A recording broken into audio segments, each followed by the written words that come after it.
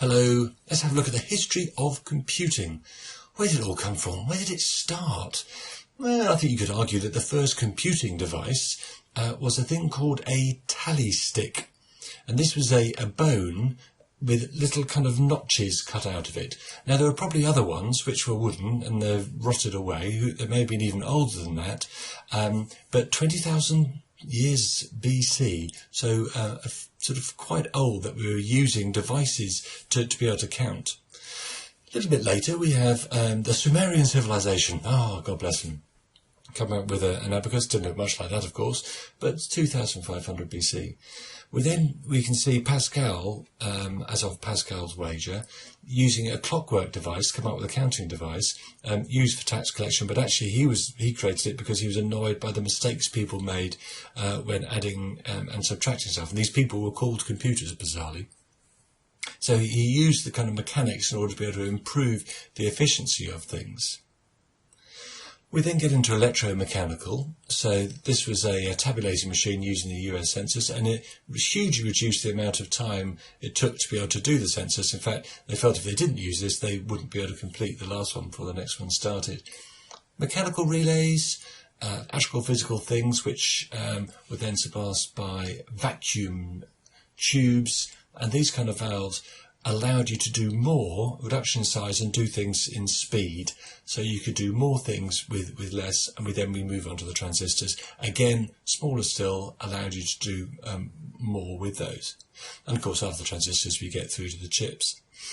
I think the interesting thing here is actually the time between those last few. They're all within 50 or so years, whereas the differences between the tally stick and the abacus were measured in millennia. So the power that we are moving up from one paradigm to the next is a huge increase in speed, but also far less time. So who are the people involved? Well, we've got some very interesting people involved. I guess every country that had maybe passed through the Industrial Revolution probably could argue that they had someone who was involved with it. But I guess the UK, being the first to get into the Industrial Revolution, had maybe the first claim. There's a guy called Charles Babbage.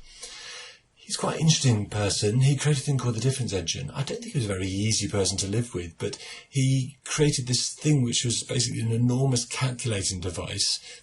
Would have been enormous, been about the size of a church had it been created, but it would allow you to do all the things you do with a kind of a modern computer on this massive mechanical device. And actually, someone who he communicated with, a woman called Ada Lovelace, who would have created the first programming language, saying this is how a code would work on that difference engine.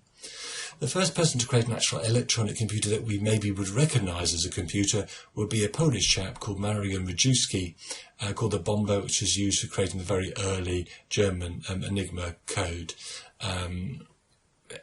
Everyone probably has different people that could claim to these things, but basically there were lots of changes. So how quickly have those changes come about? Can we kind of measure those? And let's use the international standard of measurement of change of the hamburger. So if we view that, use this as an analogy, saying how quickly have computers grown? And can we go and understand it in number of hamburgers? So in the first year, let's say we're going to start off with say a hamburger, or let's say even start off with 2 hamburgers. The following year, something interesting happens. You don't get to 3 hamburgers, you get to 4. And after that, you don't go to 5 or 6, you go to 8. So we have a doubling of the number of hamburgers. And this growth is called exponential. So we go from 8 to 16 to 32 to 64. So that is, about 5 years. Well, let's have a look at linear change first of all, so we can understand linear change rather than exponential change. Now, I'm going to look at the change over 30 years. So where would our mad scientist here have to be 30 paces down this corridor? We can understand 30, we can make a judgment of it. So if we view each pace as being a year, so we can say, well, that's probably not it. We're probably getting quite close now. But even if we were out here, how many paces are we going to be out by? Maybe that's closer, but maybe it's a bit too far. But it may only be out by 2 or 3 paces. But if I'm making a judgment on linear, I'm out by 2 or 3, but with exponential, where would you be? So let's think at 30 changes, 30 doublings, 2, 4, 8, 16, 32, 64, 128. How many hamburgers would you need? How far would they be if you were going to double them for 30 years? I've got a little image here of the Earth and the Moon to give you a bit of a clue on this. After 30 years of doubling your hamburgers, you'd actually be able to have a pile of hamburgers that would take you from the Earth to the Moon and back again, which is surprising, isn't it? This exponential change is not intuitive. And the reason for it, actually, this is a nice graph, but actually the graph below it is more accurate to the way the exponential change actually works. You don't really notice the changes until the last couple of steps. So let's have a look at the 30 changes of computing over 30 years. So 1K could store, say, one paragraph in 1981, 1 kilobyte, 1024 bytes, and a byte is 8 bits of information. So individual kind of bytes of information, 1024, could store about one paragraph. 30 years later, how much could you store? Well, the Library of Congress is the rather surprising answer. So that change is enormous within just 30 years. Just a few years prior to that, in 2006, you'd only have kind of an average school library. So it's those last 5 years is where the kind of the really massive changes take place. You don't really notice the changes. They kind of seem to be coming from nowhere. They take a long while. And this is what's happened with computing. It wasn't as though this has suddenly happened.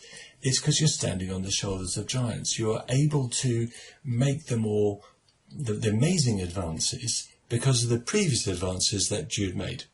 I knew a chap who used to design computer chips, so microchips, and this was in the end of the 1980s, and he showed me a picture once of where he worked, and he had this enormous great table with a light underneath it, a big light box, and he had these see-through plastic pieces with the pictures of the integrated circuits on them, and they would literally move these slides around the place to position them in the most efficient manner that they could.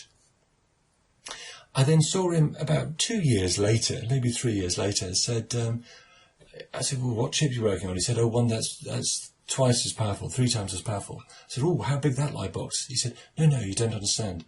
We don't have to do it on light boxes anymore. The chip that I showed you that we were making, we can now do it on a computer.